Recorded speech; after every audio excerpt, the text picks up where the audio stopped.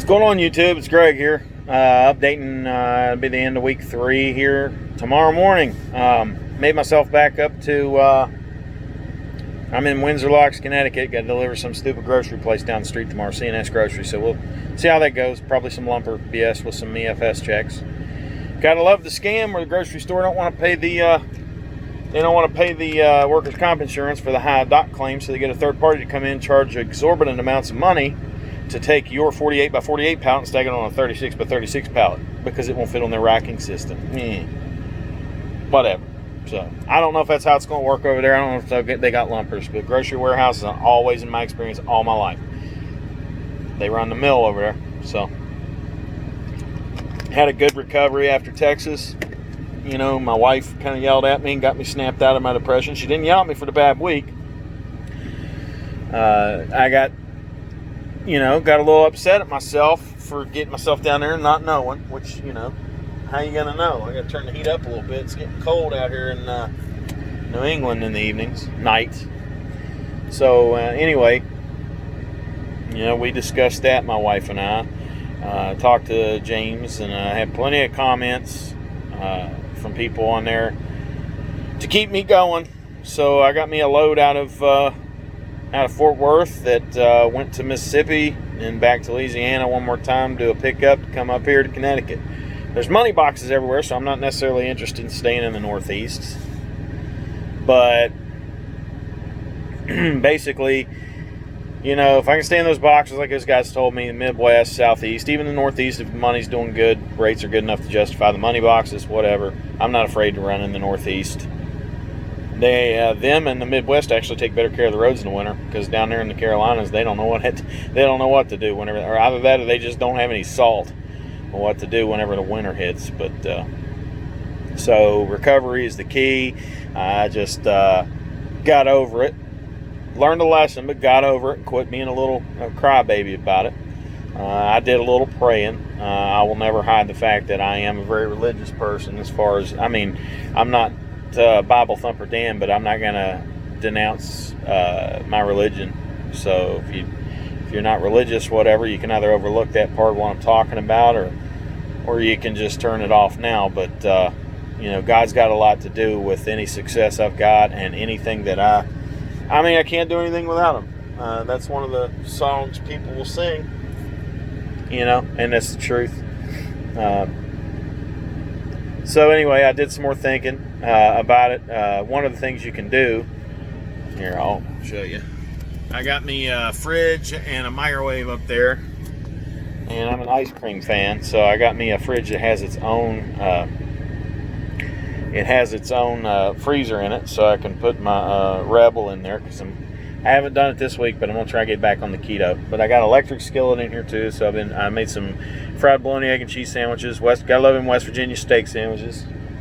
West Virginia boy here. So the good thing about where I live is, if I can learn how to plan it and learn the lanes a little bit better, Midwest, Southeast, which I guess the camera's gonna flip it, West Virginia's right in between the both of those.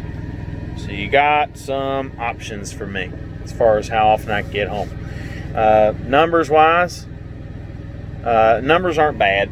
The reason I took this load and even came to the Northeast is because I know my truck note and my maintenance are coming out for the first time this week. Lord have mercy, let's turn this thing up more.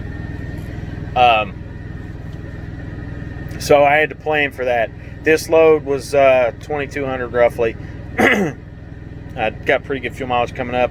I filled up both times, or I filled up right before I came to what you would consider the Northeast, Pennsylvania and Jersey and Connecticut, New York, where I was at. Fuel's ridiculous up here. It's not ridiculous by any standard from a couple years ago, or 4 years ago. It was pretty bad. But 279 up here is, I'm not liking that compared to the 209, 219, 229 that I was seeing. So that's why I filled up there. Spent night at a pilot with a full lot sign on before you even get in there. I don't know if that's something they do at a lot of places, but that's the first pilot I've seen since I've been back on the road that had a full lot sign. And old Dad didn't have very much drive time left, so I pulled in there and I made a spot. And I wasn't the only truck to do that, but I was the first one to start that trend in that pilot that night, so I felt important. Basically, I got a prime spot without paying. So obviously spend a lot of money at Pilot. If you're not fueling up at Pilots and Flying J's with the Schneider card, I think you're a bit of a fool. I prefer not going to Pilots whenever it's a company card and you don't care who's paying for the fuel, because Pilots usually got tighter parking. Pilots are, they're everywhere, and they got the same restaurants in them and all that crap. And they just, if you're from West Virginia, you've been through there, you see a gas station called Go-Marts. They're just depressing. I don't know what it is about them. I know they're clean, and they try to be pompy in there, and they're very friendly, at least in my experience. Most of them are, but I like the old white trash version of a truck stop. I like old school, TA bought a bunch of nasty old mom and pop truck stops, and I like the old Flying J when you had a country market restaurant in it. I don't even know if those exist anymore. I like, the Joplin, Missouri Petro. It's a truck mall. I don't buy anything in there except for, food at the skillet or whatever. But it's nice to stop if you have time or you want to take hours and you can get there early enough to not have to walk 7 miles to get in there. Look at the chrome and all that stuff that you're stupid if you pay money to put that on a truck you don't own. That's why I laugh at these guys whenever I see them putting the chrome stuff on the on the lug nuts and stuff. If you got the money to do that, I'm not going to insult you. I've got better things to do with my money. Like, I got some frosted mini wheats in here. Oh, this is going to be really cool. Tomorrow, I'm going to eat chicken-flavored ramen noodles in a place where people pay $40 for a lobster tail. Isn't that awesome? That's called being a pimp on a budget. But, so I've had a good recovery. Well, thank everybody for the words of wisdom, put comments on there. James, CEO, thank you very much for giving me the advice, man. Your videos are awesome. Same thing with you, Thor. I don't know where TB is. Now, he just chronicled his time here. He had a lot of ups and downs. Ended up failing on his lease. Had more than one truck with SFI. I know he had a Peterbilt, whatever. But he taught me a lot just by being honest about his mistakes. He had a crash while he was here, and then he got another truck somehow, however that worked. And then Schneider fired him for that accident, and then he went on the road again and got on with somebody else. And the reason he failed his lease is because he didn't do his research on the company he leased to, and they had a bad MC number. For whatever reason, they hijack them loads and stuff for pay, and problems with brokers, whatever the problem was. So anyway, that's why he went behind on that. Now, only God knows how I don't know if his personal credit was good or what, but he got him his own truck, went to Landstar. He still makes videos. I think it's been about a month and a half since I've seen one from him, and I reached out to him, but I haven't heard from him. But, just his story and the fact that he's that honest when a lot of people can't be. Or a lot of people choose not to be. I mean, obviously, you got to defend yourself. Hillbilly Truck, I don't remember the name completely. But that gentleman, just like James, is giving me advice. Now, I think he's been with Schneider before. I don't think he is anymore. But he gave me the same advice. And he, his videos, he's like, hey, some people might call you a name or whatever for it, but I'm not putting my truck and my face and all this on there, because I'm protecting me and my family and my business by not doing that. Because, all you got to do is say something to offend somebody. Next thing you know, you're getting phone calls, loads are getting pulled, you got to go to a terminal, and your stuff's over. You don't even know what you did wrong. I'm not saying I've heard a lot of stories of that, but I'm going to put my faith in God if that's what's going to happen. And that's the way the world is now anyway. Everybody's offended. And I'm sorry, facts don't care about your feelings, blah, blah, blah. I'm not going to go into the politics of it. I will talk about God, though. If you're offended about everything that's going on here, your head's in the wrong place. That's all I'm saying. We still got a great country, that allows people like me to do that. Like, for example, half of my class were non-white people. And I'll tell you one thing about that class. We didn't see that. We were all just people. And by and large out here, everybody's trying to do their job and do the right thing. And typically are friendly to each other. Even in Jersey last night, went in there to take a shower. Everybody in there, what's up, man? How you doing? We're working class. That's what it is. It's the people who want to engage in aberrant behavior out there right now, and the ruling class, if you want to call them that, because I am, if you can't tell, I'm pretty conservative. And the older I get, the worse I get.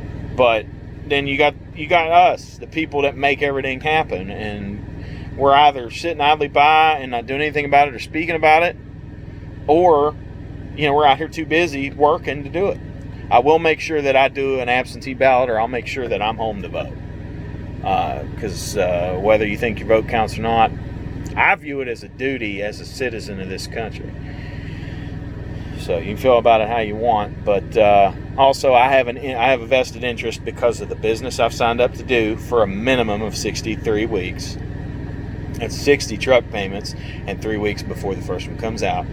So I have X amount of time that I'm tied to this business. And my business interest depends largely on the regulation the government puts out there. That has to do with fuel costs. That has to do with the way insurance is regulated. That has to do with the road repairs and how that works. Or all the suppliers that help work on trucks, whether it be tow truck people, whether it be the repair shops, whether it be the parts, or in the labor in the shop. Depending on how much it costs to run that business, they may or may not be able to stay in business. That affects my business. And that affects my country. And that affects your business. If you don't think it does, you got an air compressor and all these tools, and if you can do an in-frame on the side of the road in 10 hours by yourself, God bless you. Haven't seen it happen, have never heard of it happening yet. I'm pretty sure somebody out there would try to do that just to make a YouTube video to make money. And I'd pay to see that one. I'd join YouTube Premium or whatever to see it. But anyway, getting back on the subjects here, that fridge and microwave I got up top, hopefully that'll save some of the money on the road, and the electric skillet, And I need to get a few more things. I mean, I would like to have a TV separate from the laptop, so I'm not bending over looking, whatever. To watch my TV with a Chromecast or something to stream in it, I'm going to need to get an internet box, because I'm pretty sure I'm going to run out of my monthly streaming or tethered data to my laptop and whatever. So I'm going to have to get an internet dedicated card to keep internet in the truck. I have T-Mobile. Sprint is who I have, but I have T-Mobile, and I'm thinking about Verizon, so I have a mix of both. If I don't have good service for Verizon, I can turn the hotspot on the phone, because I got X amount. I think it's 15 or 20 gigabytes a month. I don't know. I've already hit 10 gigabytes and they ain't turned it off or given me a warning yet, so whatever. But I'm going to have to do that. I'm going to have to get a radio and mic, and I don't know where the radio antenna is in this truck, but apparently it's got one, and it's up in the top behind that glasses holder that's up on this side of the cockpit. But I don't know why they would do that in their design and have a metal mount on the dash for CB. So I'll look at that when I go on home time. I got everything I need in the garage to take anything I want apart in the cab of this truck. I'm not going to buy stuff on the road just for that occasion, but find out if there is an antenna in here. I've also heard that there is for sure, but that it's junk. So I don't know how it's going to work, but I know they got the mirror mounts that are made just for Cascadias, because they don't have a way to mount antennas on the mirrors like old school. So you got to get that, and you got to get you a good antenna, and you got to run your freaking wire through the door jamb, whatever, and run it into the back of the radio and get your, then I'll have a radio. I still want to run a radio, because I want to sit there and you ain't got no panties on and all that. I think it could help you in a truck stop if you're tired backing in, whether it's day or night. If anybody is running it that sees you in there, they might stop you from a problem. You're going to run into traffic in 15 miles, and somebody on the other side, can throw you something. I know a lot of guys don't run a radio anymore, and I think it's really sad. I think it's not a cheap tool, but to get something decent, but it's not an expensive tool that can really probably save you a lot of time in several circumstances, especially in extreme weather conditions. So I can justify radios and everything else all night, or try to make my argument. But if you don't want to run one, don't run one. But I do have a few more things I want to get for this truck, and I'll be set up. I don't plan on having a lot of time to play games, and I haven't played games in years, but if I'm going to be gone, I got a 9-year-old, he's going to be 10 in June. I'm going to get a game system so I can play with him online a lot, just, to keep that relationship up with him, because he's really into the games. And, of course, the 7-year-old, he's going to be getting there, too. A little bit too young to ride with. I wish the insurance regs would bring it down a little bit to, 7 through this outfit. I don't know what everybody else's is, so we'll see. But they both really want to go with me, and I think that would take a little bit of the hurt out of being gone, because I'm not going to lie. It sucks. I don't mind traveling. I've got something inside of me that likes seeing different things. I like to travel. I still, after all these years of driving a truck, I got bored for a while because I was local. I like to see things. I like to drive. The counter to that is the fact that I like being a family man. But I think a lot of the problems I was having with just sitting at home was like I said, I had that hole in me, I believe, about working for somebody else all my life when I feel like I would do better working for myself. And the fact that, I hope I don't have that problem. I've never had it diagnosed, but I feel like things get stagnant and I got to make a change. But I don't want to do anything that's going to risk losing my family. My wife and I are in a position where we got to do this for, 60 more weeks. And then if we don't like it, we can quit. But I'm not looking at it like that. I want to own the truck so I have options. At that point, I own the truck. I can stay with IC. I could leave IC now if I don't like it. But I'm going to wait because I'm learning a lot, and it's not been awful. I've chose to stay out this long the first time, myself. Now, I made some mistakes that have kept me out here longer, but I choose to recover from that loss by staying out here and getting it. And then when I go home, I won't have any worry. That's the whole idea. So at that point, like I said, we can have options. I could stay IC. I could take my truck and at that point get a blower on it if I want to, do some pneumatic oil field or whatever. Or I can just take it as it is and try to sandbox the oil field. And hopefully things go good in November and we can actually still have fracking and have that option. If not, you've still got box freight. There's places you can go and do reefer and do a little bit more money. Skateboards are the way to go right now. I know a lot of people's rates are even higher for that.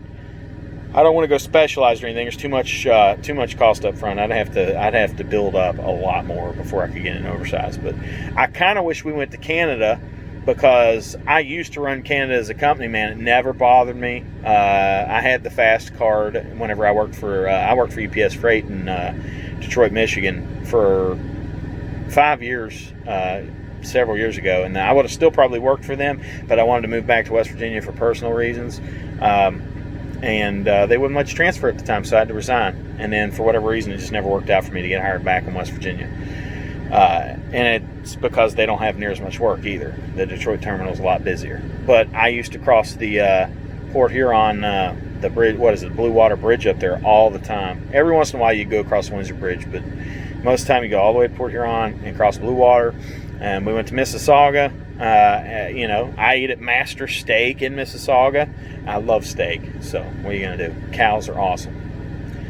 You better hope the right wins in November because AOC says no more cows. They fart too much and it's ruining the sky. Well, you know what? Then we're all going to get sunburned because old Greg wants a hamburger. You got to just, you really got to read between the lines on what's going on. But anyway, God bless you. Keep between the lines. Hope you stay safe. Keep your family safe, at least as much as you can while you're out on the road. If you have any questions, shoot them to me. You got any more advice? I'm always listening. I'm reading your comments. I want to thank you, James, CEO. Thank you, Thor. Again, thank you for the words of encouragement. Hillbilly, Big Rig Hillbilly. I don't remember the name. I'll get your name right next time. But you gave me some info too.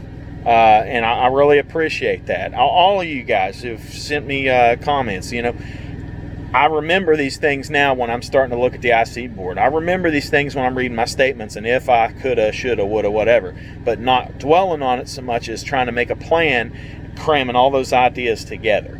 So thank you. You can keep throwing them my way. If there's anything I can tell you about, that anybody that's new or thinking about doing this or has done it before and want to know if things have changed, I'm an open book. I'll throw things out there. I don't care to tell you when I screw up. That's what the Texas thing was about.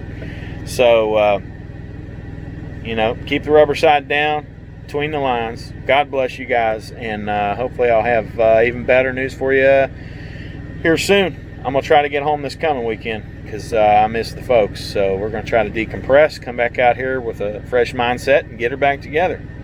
Until next time.